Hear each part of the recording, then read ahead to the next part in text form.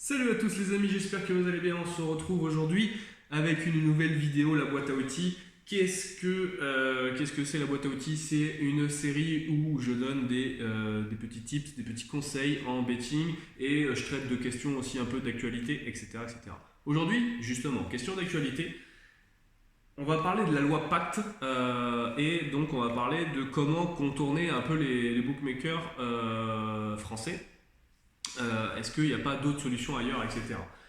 Je vais vous parler de la loi Pacte. La loi Pacte, en gros, c'est une loi qui va être faite pour favoriser la création d'entreprises et la gestion d'entreprises de manière très globale. Mais dans cette loi Pacte, il y a aussi des articles qui consacrent, et c'est ce qui va nous intéresser aujourd'hui, qui est consacré à la Française des Jeux, donc la FDJ. La FDJ, du coup, qui au 1er janvier 2020 va se voir donc du coup quasi intégralement privatisée, vu que l'État va passer de sa responsabilité de, je crois que c'est 74% à 20%. Donc c'est-à-dire qu'en gros la FDJ va être il y aura la part de l'actionnariat de l'État sera que de 20% au lieu des 74%. Donc c'est à dire que la FDJ sera privatisée. Qu'est-ce que ça implique? Si la FDJ sera privatisée, ça implique que eux, ils ont l'ambition d'être cotés en bourse. Donc, cotés en bourse, très bien. Et donc, ça veut dire quoi? Ça veut dire qu'ils ne feront plus partie de l'État. Donc, ça veut dire quoi? Ça veut dire qu'ils vont pouvoir changer leur taux de retour joueur. Alors, le taux de retour joueur, si vous ne le savez pas, vous venez me voir en privé et je vous expliquerai ce que c'est. C'est ce qui, en gros, fait en sorte que les cotes que vous avez des cotes ainsi en France et que vous avez des cotes autres à l'étranger. Mais voilà. Donc là, en gros, la FDJ va être privatisée et privée maintenant, grosso modo, à partir du 1er janvier 2020, et le TRJ va forcément changer. Est-ce que ça veut dire que les bookmakers français, parce que si la FDJ est touchée, ça va toucher tous les bookmakers à un moment donné, ça va toucher tout le monde. Ça va pas toucher que la FDJ, on va dire à proprement parler. Ça va toucher tous les bookmakers en France. Donc si la FDJ est privatisée, est-ce que ça va faire en sorte que ça va gonfler un peu les cotes, qu'on va revenir sur des cotations un peu plus qu'on avait avant l'apparition de l'Argel, donc avant, on va dire vers 2006, 2007, 2008, etc.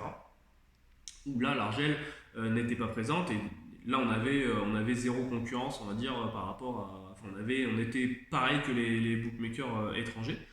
Moi, je pense pas. D'accord? Parce que l'Argel donc va plus être juste une autorité de régulation, mais va devenir aussi une autorité de surveillance et de régulation. Donc ça veut dire quoi surveillance? Ça veut dire que ça implique que cette autorité-là va en tout cas avoir l'action, je pense, plus prononcée sur la FDJ et tout ce qui se passe. Donc c'est-à-dire que je pense ils auront encore un œil encore plus avisé qu'ils ont peut-être sur les comptes des joueurs, possible, on n'est pas épargné par rapport à ça, ou peut-être tout simplement en termes de gestion, comment la FDJ arrive à se rapporter de l'argent et comment l'Argel peut arriver à limiter, on va dire, les bénéfices de la FDJ, etc. Il faut savoir aussi que les mises sur lesquelles vous prenez vos investissements et que vous mettez sur les bookmakers en France, la partie qui est reversée à l'État, l'État le reverse pour tout ce qui est le sport et la sécurité sociale. Voilà, il faut le savoir. Je ne sais pas si vous le saviez, mais la plupart ne le savaient pas. Donc voilà, avec la loi Pacte, ça risque de continuer ainsi. Pour l'instant, on a peu d'infos par rapport à ça, mais grosso modo, les mises que vous mettez sont injectées après dans le ministère du sport, le sport en général et la sécu. Voilà. Donc en gros, vous contribuez quand même à la sécurité sociale, les amis. Donc c'est plutôt pas mal si vous êtes en France. Mais moi, je pense que malgré tout, rester sur le bookmaker français, ça risque d'être impactant à un moment donné si vous voulez gagner de l'argent sur le long terme avec les paris sportifs, parce que vous risquez d'être limité. Ça a déjà été le cas pour moi. Pour ceux qui ne le savent pas, oui, en France, vous êtes limité par les bookmakers.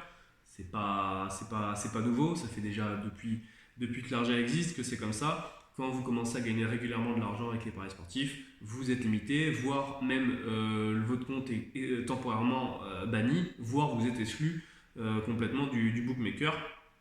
Moi, par exemple, j'ai déjà deux comptes qui sont temporairement bannis, et j'en ai un qui a été exclu récemment. Donc voilà, sur des bookmakers français.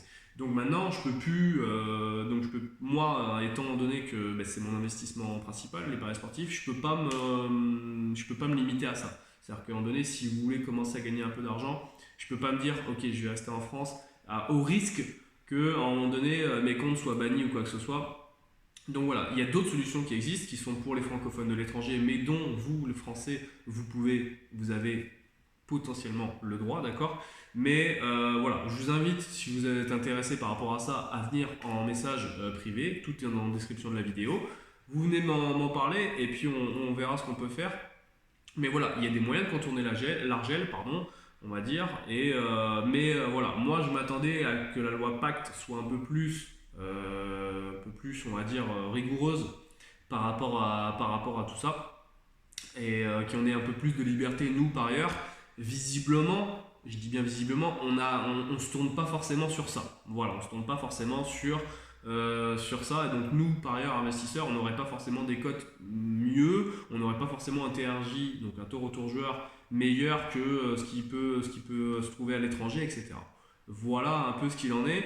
La situation aujourd'hui en France, et visiblement ça n'a pas l'air de changer, parce que la loi Pacte devait être quelque chose d'important, on va dire, pour la FDJ et donc les paris sportifs de manière très globale, mais j'en suis vraiment pas du tout certain. Donc voilà, il y a encore des points d'interrogation qui sont encore à soulever, et voilà, j'espère répondre à ça. Si vous avez des avis, des questions, etc., n'hésitez pas en commentaire. Et voilà, si vous voulez avoir un moyen de contourner l'argel, venez me voir en message privé sur nos réseaux sociaux, que ce soit n'importe lequel, et puis on vous répondra directement. Merci à tous de m'avoir visionné, de m'avoir regardé et de m'avoir écouté, les amis. Salut, ciao ciao.